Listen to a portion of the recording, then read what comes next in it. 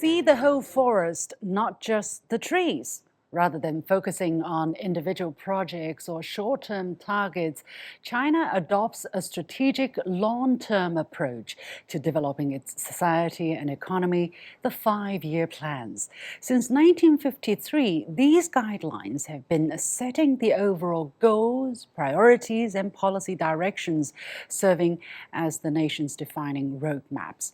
As we approach the end of the 14th 5 year plan, all eyes are on the new blueprint that's been drawn up to guide the nation's next 5 years. And more details will be unveiled later this week after an important meeting of the CPC Central Committee. From the very first edition to the upcoming 15th cycle, these documents have informed China's socio-economic development for more than 70 years. How did it all start? Why has the system not only survived but thrived in China? And what will the next 5 year plan mean for you? These are just some questions to help understand the situation at this juncture, and we'll do exactly that in this special edition of The Point, with me, Liu Xin, coming to you live from Beijing. This is an opinion show on current affairs, and I'm pleased to be joined from Los Angeles by William Li, Chief Economist and Executive Director at the Milken Institute, an American think tank, from Washington, D.C. by Surabh Gupta, Senior Asia-Pacific International Relations Policy Specialist at the Institute for China-America Studies, and from Beijing by Li Lun, Assistant Professor of Economics at Peking University. Gentlemen, welcome to The Point. Now, before we unfold the discussion, here are just some economic indicators of what the past 14 5 year plans have helped us achieve by now. For instance, from 1979 to 2024, since China's reform and opening up, the country's GDP grew at an annual average rate of 8.8%. China's per capita GDP surpasses now $13,000. China is now listed as one of the top 10 on the Global Innovation Index. China's average life expectancy has risen to 79, much much more, let's say, in the leading pack, let's say, in the world. And in terms of environment and electricity generation, about 1/3 of China's electricity generated comes from renewables. Indeed, there are a lot more indices I can quote, but these would give you an idea of where we are and what these 5 year plans help to achieve at the end of each cycle. Let me go to William there in the US first. How do you look at the effectiveness of the 5 year planning system from an American perspective?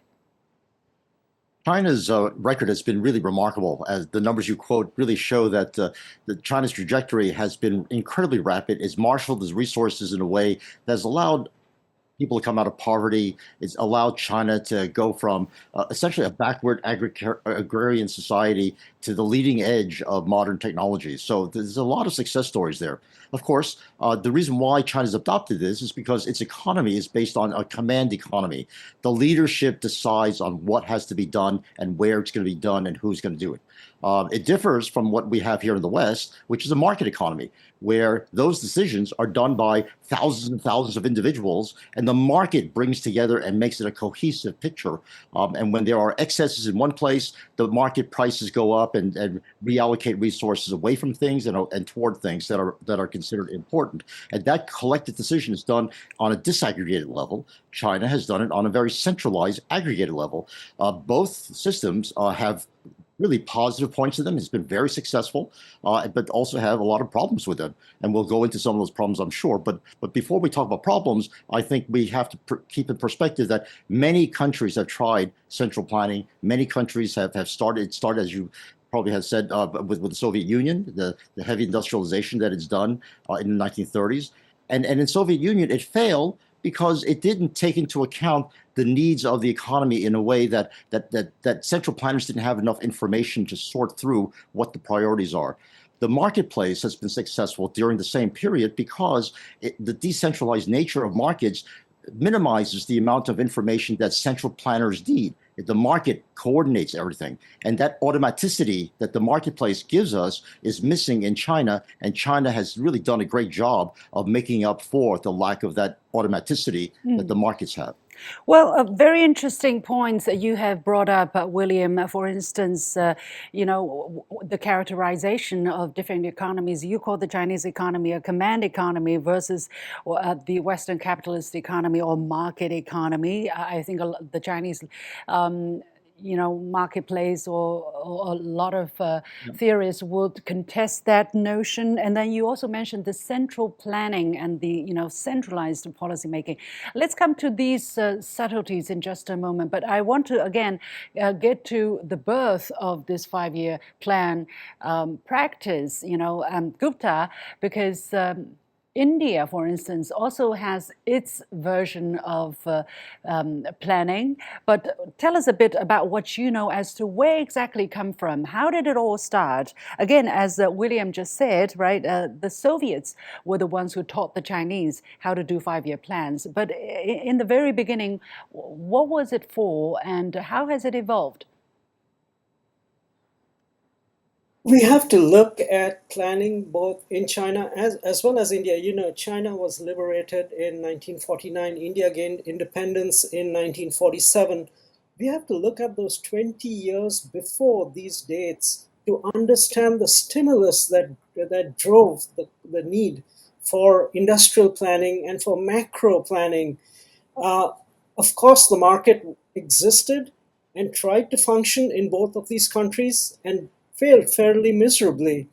Of course, the processes were colonial, they were extractive, and therefore there were a number of reasons. But market economics did not distinguish itself in those 20 years prior to their liberation and independence. And these countries saw they wanted to climb the ladder of prosperity, of growth, of technological progress, of industrialization, basic industrialization, and particularly heavy industry.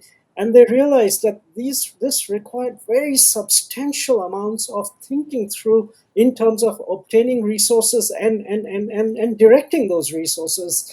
And I think that was part of the reason, with the Soviets having shown great promise in the 1930s with some of their planning, and also that the fact that entities like what was the World Bank at the time, at a very early stage in the World Bank, and even many of the economic thinkers in the West and in the United States understood the value and the need for this sort of planning, I think assisted the process of building out this sort of bottom-up industrialization requiring heavy capital, and that required creating and soliciting these plans.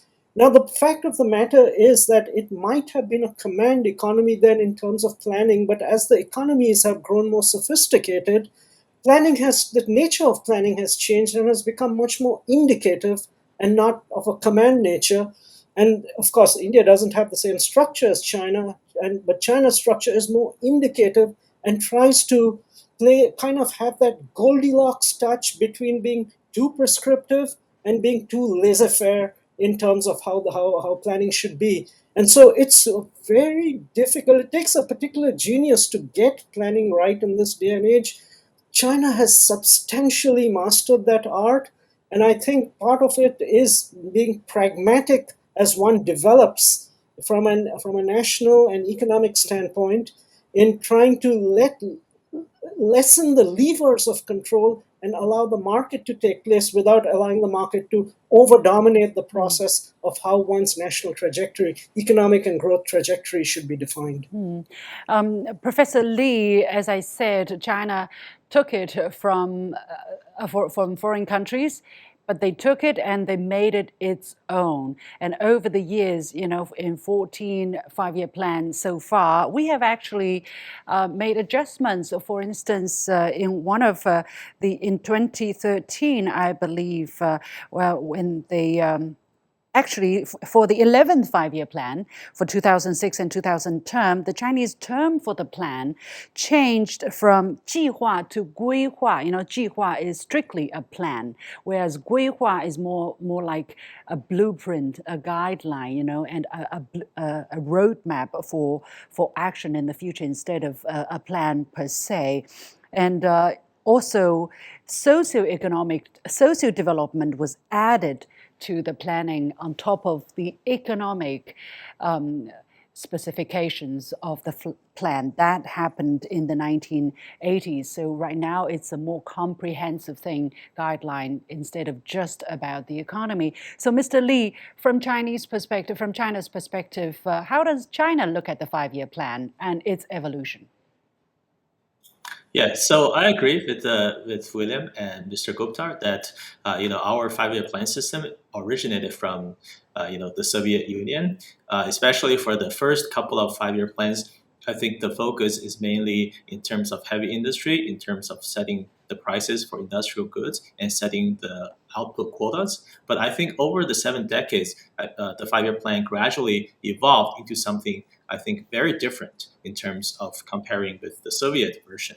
So I think the difference is mainly in several aspects. First of all, I think the primary object is different. So instead of only focusing on the economic development or heavy industry or national defense, I think the goal is right now is very diversified. It includes environmental protection. It involves innovation, social welfare, and so on. And also, I think more importantly, the relationship with the market is different. So instead of having, in the Soviet version, the five-year plan is a system that's going to, to be targeted to replace the market. I think in China, the version, our five-year plan is more like a tool to serve and integrate with the market. Basically, it's a macro level instruction or guideline for the market to know, including the investors, including the state-owned enterprises, the public, to have the right expectation of what is going to be the government policy in the future. And I think one of the reasons why some other plans failed, but Chinese five-year plans succeed and prosper, is that our plan is not as rigid and inflexible as the for example, in other countries' version. One aspect that's often overlooked is that our five-year plans have midterm reviews and annual plans that can adjust and fine-tune in the progress, so that we can adjust to new challenges in terms of domestic or global conflicts. And finally, the plan is set or formulated not in a top-down manner. So the plan is going to to have a top-down and bottom-up approach, basically meaning that it's going to consult experts, think tanks. It's going to consult public opinion from the internet. So I think overall it has become a very different thing from the initial design by the Soviet Union, and now it has become a very successful drive engine for the Chinese economic growth. Yeah, very interesting. I guess Mr. Li, William, I wonder if you have questions for Mr. Li Lun, because Mr. Li Lun, Professor Li answered some of your questions. But again, it seems that you were wrong when you were saying, China is the command economy, the leadership decides what has to be done, and then the rest of the country just go about and doing it. It's actually a very different process.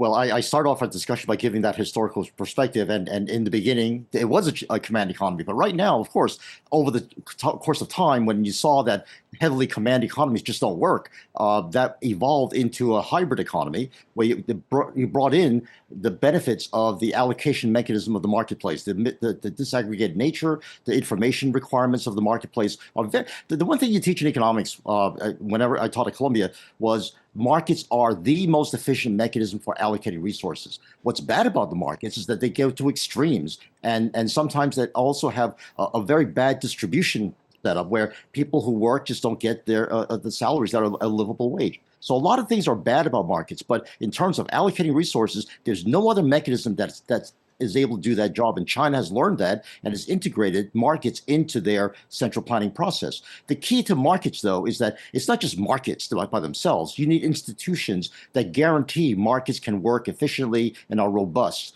You need rule of law. You need the theory of contracts and enforceable contracts and a fair judiciary to let contract arguments be sorted out. Those are institutions that are vital for the functioning of marketplaces. Even a country like Singapore, which is very Western and grew up as a Western economy, their efforts at central planning, that is, in other words, they wanted to develop a semiconductor industry to compete with Taiwan's TSMC. They tried for decades to do that, and they failed. The most brilliant bureaucrats were behind it, the most brilliant engineers and scientists. They consulted with consumers, they consulted with everybody, and yet they failed. Why is that? Because it takes a special entrepreneurship and other characteristics that allow that hybrid integration of models of planning to work. William, you raised a very important point, which is how come China's, in your words, central planning, China's ideas work out? By and large, every year, of course, we have targets which are not met, but by and large, we are en route, on track of this blueprint. So let me go to Gupta. What is your analysis of how come China is able to, by and large, predict the future, if I may use the word, and then be on track in implementing them? And looking back, we're not too far from where we wanted to go. I would start off by saying that the party and the state itself is an entrepreneurial party and state. It evolves with the times. The party does so to be able to maintain its legitimacy. The state does so that its citizens can live a better, happier, and prosperous life. I understand the point on the theory of contracts and the rule of law and how important it is, but I would also submit that the part of the reason that China traveled so far and so fast is because in that space, a lot of that was left somewhat contingent. And therefore, if it had been too strict and rigid, it would have been difficult to make certain reforms as China kept climbing up the development ladder. Now, I get the point that once one becomes close to being an advanced economy, those need to be stabilized, and there needs to be predictability and contracts, etc. in China. And I think President Xi has taken a very strong stance in trying to codify much of what happens in Chinese practice. But I would submit that China succeeded so far is because it left some of the process of how it would get there as being somewhat contingent, and therefore was able to experiment and maneuver and be able to find a soft and perfect landing ground. And that's why I say an entrepreneurial state, and it takes a particular genius to do that. And I think polytheistic societies might be a little bit more capable of doing that, because their whole frame of reference, their mindsets are a little bit more flexible and pragmatic rather than other states which are very, it's a yes and no, it's a black and white situation. China's development has gone because it has not treated matters not as black and white. And we also have to think about it, the 5-year plan, it's the government's plan. We have also, the party puts out its plan, the third plenum, where it does its own, a very detailed and exhaustive idea of how it's planning. So there are multiple plans happening, and they are always adjusted and readjusted by looking at each other and seeing the demands of the time. And I think that process has really, really helped China. And coming to that point, we were talking about the command economy, and the point you talked in 2010, where it became more from plan to blueprint, and the Chinese leadership has spoken in these terms. I mean, during Deng's time, it was about stepping on the pebbles and crossing the stream. Right now, there are no pebbles to cross. It's a deep river, and so the way one goes about doing that itself changes and shifts. And I think it's that mindset which I think has held China in good stead. Professor Lee, what is the take from the Chinese, from your perspective? Yeah, so I think it's very important to combine an effective market with a proactive government. So basically, as William mentioned, the market does not work 100% of the time. There's going to be market failures. There needs to be entrepreneurship, especially in the for industry that's new to the world, or has just begun its innovation process. So these industries, for example, AI or humanoid robots or drones, they need a lot of support in terms of R&D from the government. So I think the 5-year plan, what it does is sets a very clear goal for investors and for the public to know that this is going to be the areas that's targeted by the government in the near future, and it's not going to change unless something And something bad happens. how does the government point the finger? How do they set these specific areas as the important, the important opportunities that people should pivot their resources for? What is Yes. that So I judgment think based on?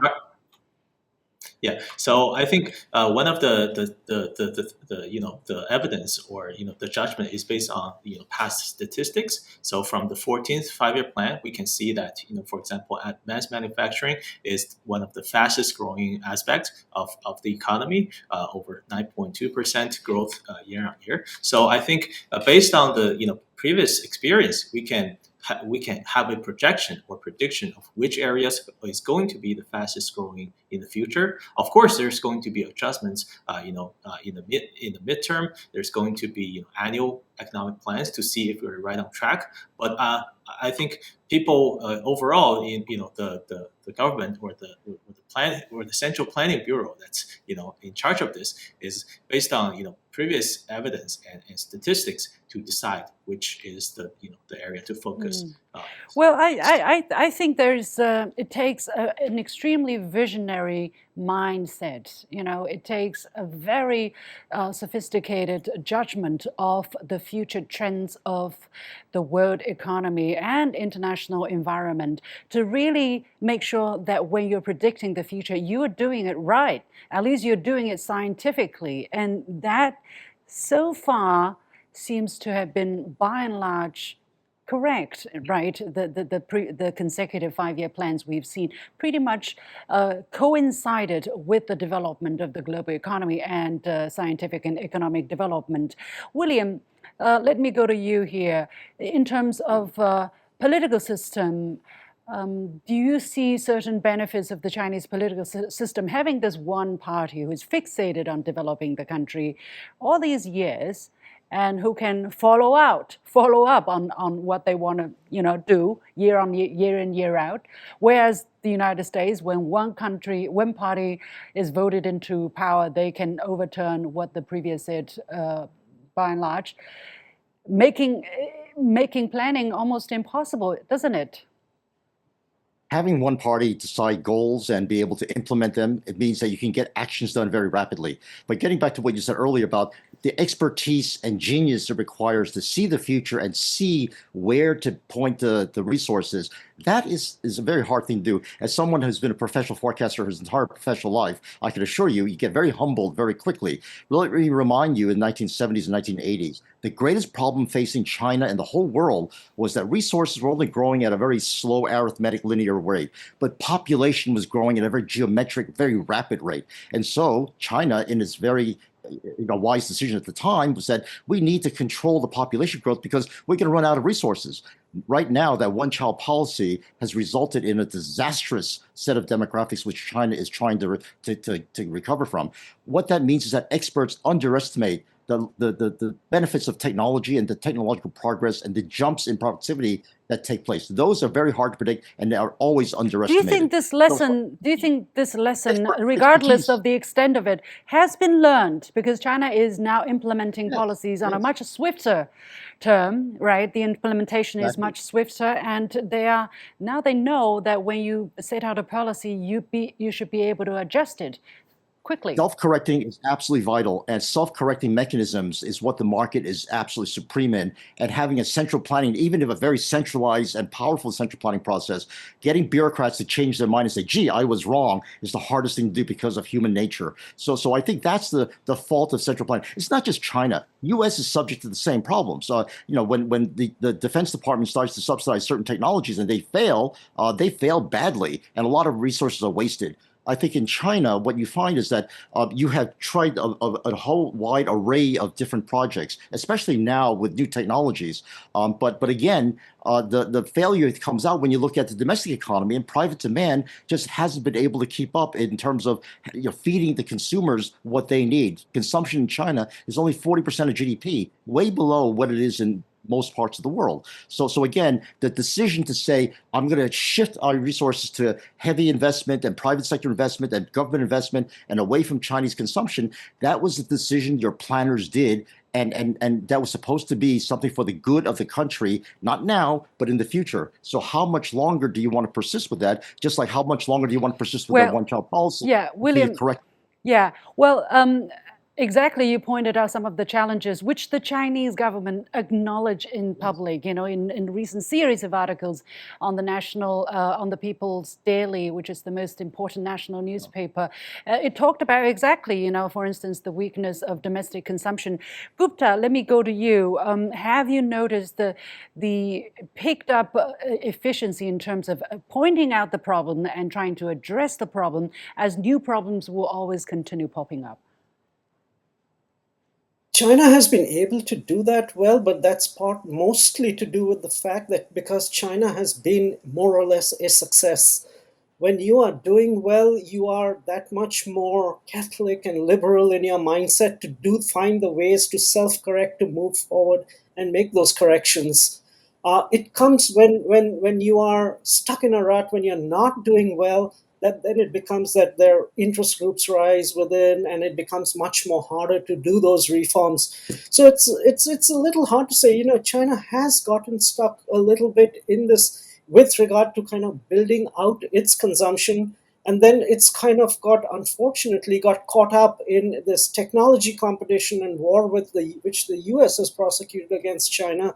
And so there has been once again a kind of a focus on the production side of the economy. But it boils down to, at every stage of national development, one has to have foresight and understand the challenges. I think China has understood the challenges, right? Right at the time of the 14th five-year plan, it talked in terms of technology autonomy, it talked in terms of dual circulation, it's talked in terms of common prosperity, Right. All very important themes which will help China kind of become a very different economy from advanced economy, Yeah. from what it is today, and a prosperous Yeah. society. Yeah. So China is making those changes, but it is going to be a hard slog in terms of building out the consumption side Sure. of the economy, Well, because on the production side, let's it's a not go little into the easier to details. dictate. Yeah, let's not go into the details there. Sure. Yeah, my time is really running short. I want to give the last question to Professor Lee, because China this time solicited over 3 million pieces of suggestions, feedback, comments from netizens, and they will formulate them into, last time out of 1 million, they formulated 1,000 suggestions to go into the final draft. This time, how can they do this? I mean, it's a country of 1.4 billion people. I I think give you it 30 takes a seconds. very Sorry. Yeah, I give you 30 Yes, seconds. it takes a very collaborated, it takes a very sophisticated system to kind of compile these comments and make them into, actually contributive, actually helpful comments to, further our, economic planning. Okay. And well, we'll keep a close watch on the situation. As I said, mid-week this week, there will be more details. We will know what the highlights will be for China and what the implications will be for all of you around the world. Many thanks to my guests joining me from different parts of the world, William Li and Saurabh Gupta and Li Lun. Thank you so much.